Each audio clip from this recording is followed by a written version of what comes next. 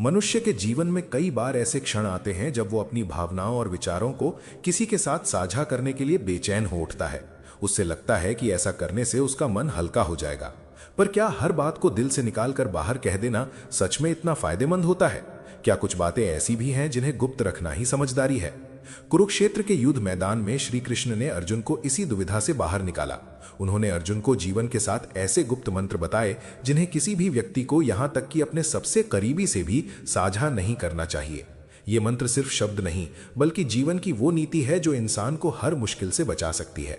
तो चलिए जानते हैं क्या है भगवत गीता के वो 7 गुप्त मंत्र जिन्हें छिपाने से आप अपने जीवन के सबसे बड़े विजेता बन सकते हैं। एक दिन कुरुक्षेत्र के युद्ध मैदान में श्री कृष्ण अपने सारथी बने अर्जुन के साथ बैठे थे। अर्जुन शांत थे, लेकिन उनके मन में एक गहरी उथल पुथल चल रही थी। श्री कृष्ण ने अर्जुन को देखा और पूछा, हे पार्थ, क्या सोच रहे हो? तुम्हारा मन इतना विचलित क्यों है?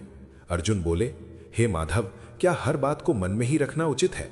कभी कभी लगता है कि अगर मैं अपनी सारी भावनाएं और विचार व्यक्त कर दूं तो मेरा मन हल्का हो जाएगा।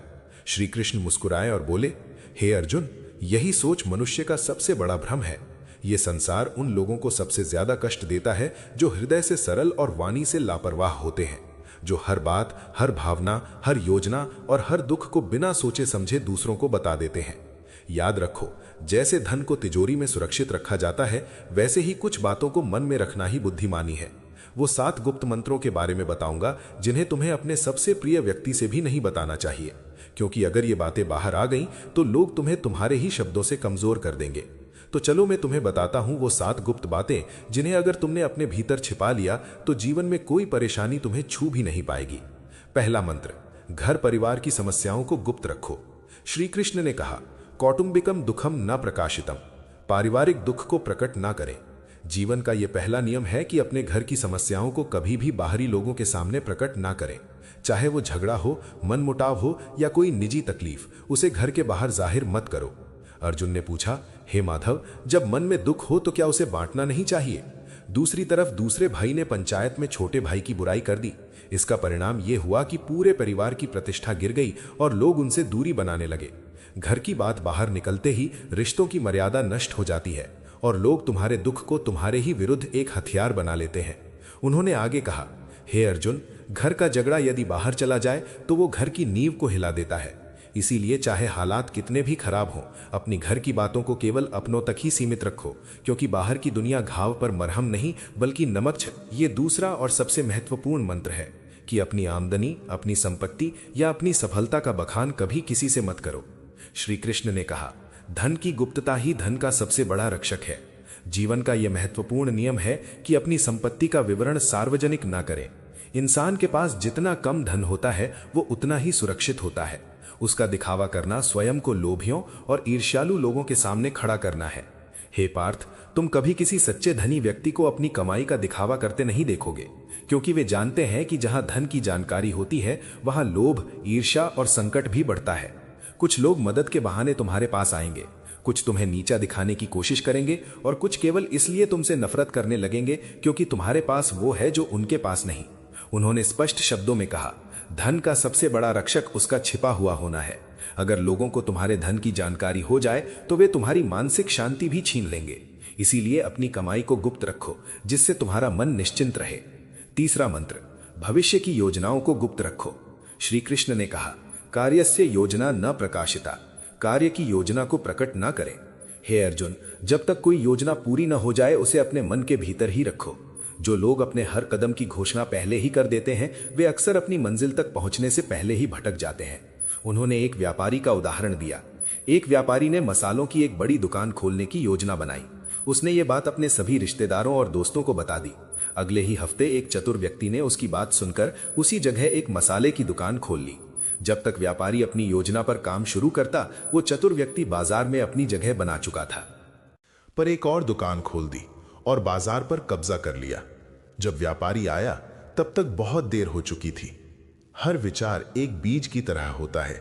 यदि तुम उसे बोने से पहले ही सबको बता दोगे तो कोई उसे कुचल देगा या तुमसे पहले उसका फल ले जाएगा। श्री कृष्ण बोले, योजना की असली शक्ति उसकी खामोशी में होती है। जब तक तुम्हारा काम पूरा न हो जाए तब तक चुप रहो। अपने इरादे, अपनी दिशा और अपने अगले कदम को केवल अपने तक ही सीमित रखो। इन्हें सबके सामने जाहिर करके तुम बेवजह का बोझ और आलोचना अपने सिर ले लेते हो। यह संसार तुम्हारी योजना की रक्षा नहीं करेगा, न ही तुम्हारी असफलता की जिम्मेदारी उठाएगा। मंत्र, अपनी कमजोरियों को गुप्त रखो। श्री कृष्ण ने कहा, आत्मनो दुर्बलता न प्रकाशिता। अपनी कमजोरी को प्रकट न करें। हे पार्थ, जिस दिन तुमने अपनी कमजोरी किसी और को बताई, उसी दिन तुमने अपनी हार की पहली सीढ़ी चढ़ ली। अर्जुन ने पूछा, हे केशव, क्या हम अपने प्रियजनों के सामने भी अपनी पीड़ा या कमजोरी नहीं बता सकते? श्री कृष्ण मुस्कुराए और बोले, प्रियजन अक्सर तब तक तुम्हारे साथ होते हैं जब तक तुम्हारी शक्ति उन्हें लाभ देती है, लेकिन जैसे ही तुम्हारी कमजोरी सामने आती है, वही लोग या तो दूर हो जाते हैं या पीठ पीछे तुम पर वार करते हैं। उन्होंने एक योद्धा की कहानी सुनाई। एक योद्धा को तीरों से बहुत डर लगता था। उसने अपने सबसे करीबी साथी को यह बात बताई। कुछ समय बाद वही साथी दुश्मन से जा मिला और युद्ध में सबसे पहले तीर उसी योद्धा की ओर चलवाए, क्योंकि उसे पता था कि कहां वार करना है। श्री कृष्ण बोले, कमजोरी तब तक तुम्हारी ताकत है जब तक वो केवल तुम्हें पता हो। जिस दिन वो किसी और को पता चल गई, वो तुम्हारे विरुद्ध सबसे बड़ा हथियार बन जाएगी। एक सच्चा योद्धा वही होता है जो अपने घावों को अपने भीतर छिपा ले और चेहरे पर मुस्कान बनाए रखे। दुनिया में बहुत से लोग तुम्हारी मदद करने के लिए नहीं, बल्कि तुम्हारी हार का तमाशा देखने के लिए खड़े होते हैं। 5वां मंत्र, अपने दान का बखान न करो। श्री कृष्ण ने कहा, यज्ञस्य दानस्य प्रचारो न कृतः। यज्ञ और दान का प्रचार न करें। हे पार्थ, जो दान मुख से बोला जाए वो पुण्य नहीं बल्कि अहंकार का प्रदर्शन होता है। जब तुम दान करते हो और फिर उसका बखान करते हो तो वो मदद नहीं बल्कि अपने घमंड को बढ़ाने का तरीका बन जाता है। उन्होंने अर्जुन को समझाया, एक राजा ने दरबार में घोषणा की कि उसने इस वर्ष बहुत दान किया है। लोगों ने उसकी प्रशंसा की, पर वो दान पुण्य नहीं बन पाया क्योंकि उसका बखान कर दिया गया। दान तभी फलदायक होता है जब वो छुपा हुआ हो। श्री कृष्ण बोले, अगर तुम सच में किसी की मदद करना चाहते हो तो उसे दुनिया को बताने की कोई जरूरत नहीं है। जो दान सच्चे दिल से दिया जाता है वो सीधे भगवान तक पहुंचता है, बाकी सब केवल दिखावा है। 6ठा मंत्र, अपमान और हार की कहानियों को गुप्त रखो। श्री कृष्ण ने कहा, अपमानम पराजयम च न प्रकाशितम। अपमान और पराजय को प्रकट न करें।